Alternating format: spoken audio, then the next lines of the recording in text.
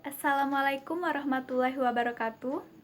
Yang terhormat Bapak Amiruddin, Sarjana Pendidikan Islam, Magister Pendidikan Islam, serta teman-teman yang berbahagia. Perkenalkan, nama saya Mardiana dari kelas 2 MPA 1. Di sini saya akan mempresentasikan materi yang berjudul Pertarungan Aliran Filsafat, Idealisme versus Materialisme untuk memenuhi tugas mata kuliah filsafat umum. Baiklah, langsung saja memasuki materi. Pertarungan aliran filsafat idealisme versus materialisme. Aliran-aliran filsafat manusia diantaranya ada idealisme, materialisme, vitalisme, eksistensialisme, dan banyak lagi aliran yang berada di aliran-aliran lain. Namun, aliran yang paling tua dan besar adalah aliran materialisme dan idealisme. Kita akan menggali konsep serta perbedaan di antara kedua aliran tersebut, mana yang paling kuat.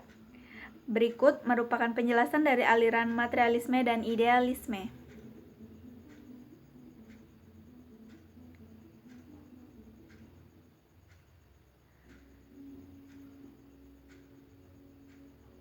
Yang pertama, materialisme.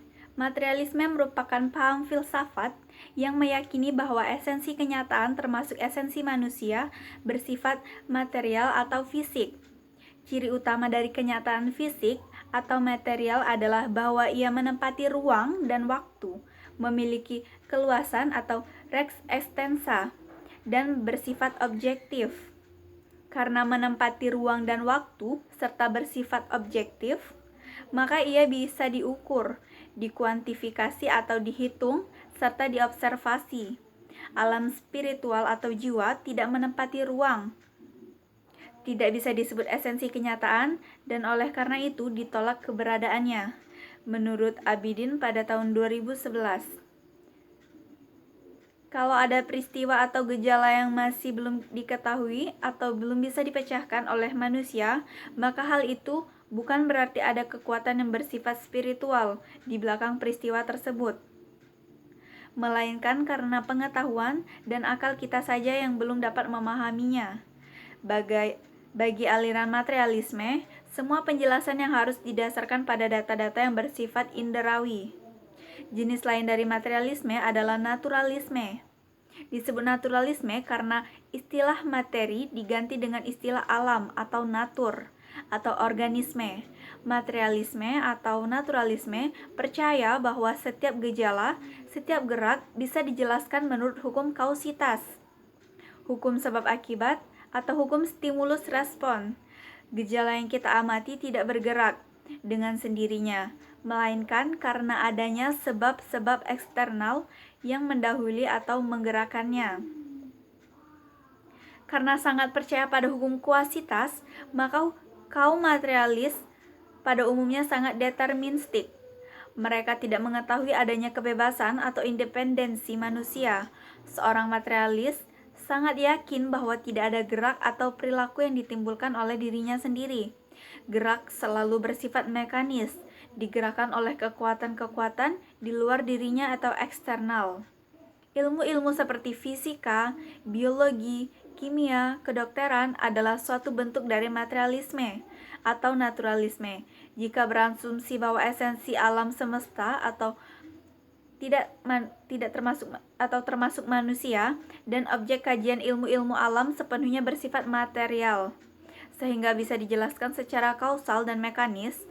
Akan tetapi, ilmu-ilmu tentang manusia seperti psikologi dan sosiologi pun adalah materialisme. Jika memiliki asumsi bahwa objek kajiannya atau yakni perilaku manusia adalah materi yang menempatkan ruang dan waktu, bisa diukur dan dikuantifikasi dan bergerak atau berperilaku secara kausal. Manusia adalah bagian dari alam atau materi. Manusia adalah mesin atau kumpulan sel dan sistem syaraf. Manusia adalah daging atau tubuh yang menempati ruang dan waktu. Sebagai tubuh atau daging, manusia mengalami perkembangan dan penyusutan sejalan dengan perjalanannya waktu.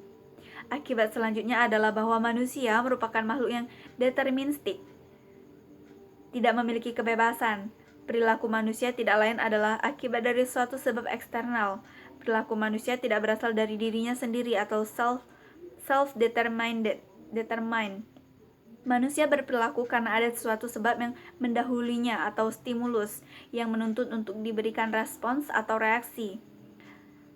Materialisme adalah melihat manusia, ia hanya dapat melihat yang tampak saja, yaitu materialnya atau jasmaninya.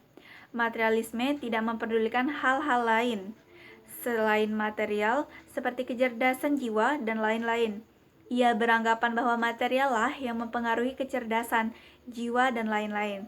Rohani atau spiritual juga tidak menjadi pokok bahasan dalam materialisme. Selain itu, materialisme juga beranggapan bahwa adanya dunia dan manusia karena adanya sebab akibat, sehingga mereka tidak mengetahui adanya Tuhan yang intervensi.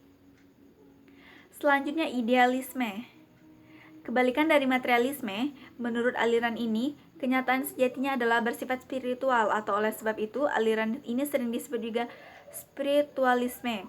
Para idealis percaya bahwa adanya kekuatan atau kenyataan spiritual di belakang setiap penampakan atau kejadian.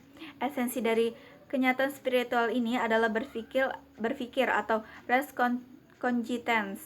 Mereka, karena kekuatan atau kenyataan spiritual tidak bisa diukur atau dijelaskan berdasarkan pada pengamatan empiris, maka kita hanya bisa menggunakan metafor-metafor kesadaran manusia.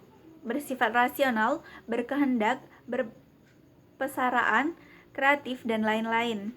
Dengan diakuinya kenyataan sejati sebagai bersifat spiritual, tidak berarti bahwa para idealis menolak kekuatan-kekuatan yang bersifat fisik atau material dan menolak adanya hukum alam. Sebagaimana dikemukakan oleh Hegel pada tahun 1770-1831, kekuatan fisik dan hukum alam itu memang ada, tetapi keberadaannya merupakan manifestasi dari kekuatan itu atau kenyataan yang sejatinya dan lebih tinggi, yakni roh absolut, seperti halnya dalam kebudayaan dan kesenian yang merupakan manifestasi lahiriah dari jiwa manusia. Alam fisik pun adalah manifestasi lahiriah dari kenyataan sejati, yakni roh absolut atau Tuhan. Para idealis percaya adanya gerak pada setiap planet maupun hukum alam sudah didesain terlebih dahulu oleh kekuatan spiritual. Sejumlah besar penganut idealisme mempunyai pandangan deterministik mengenai manusia. Mereka menyatakan bahwa roh absolut adalah bebas dan tidak terhingga. Tetapi manusia sebagai bagian dari perwujudan dari roh absolut tidak bebas dan berhingga. Akan tetapi tidak semua idealis mempunyai pandangan yang deterministik seperti itu. Di antara para kebebasan manusia ini, terutama tampak pada salah satu aliran dan idealisme yang disebut personalisme. Personalisme menekankan bahwa roh bersifat pribadi-pribadi atau individual. Masing-masing berdiri sendiri, sehingga setiap pribadi, setiap individu mempunyai kebebasan untuk mengekspresikan dirinya sendiri. Plato adalah salah satu idealis yang mengemukakan bahwa hakikat yang paling benar adalah ide sebelum adanya alam. Sebenarnya sudah ada alam dan ide terlebih dahulu. Idealisme juga mengemukakan semua yang ada ini hanya ilusi, dan mereka menekankan pada hukum-hukum logika. Baiklah, sekian presentasi dari saya. Apabila ada salah kata, saya mohon maaf. Saya akhiri, wabillahi taufiq wal hidayah. Wassalamualaikum warahmatullahi wabarakatuh. Terima kasih.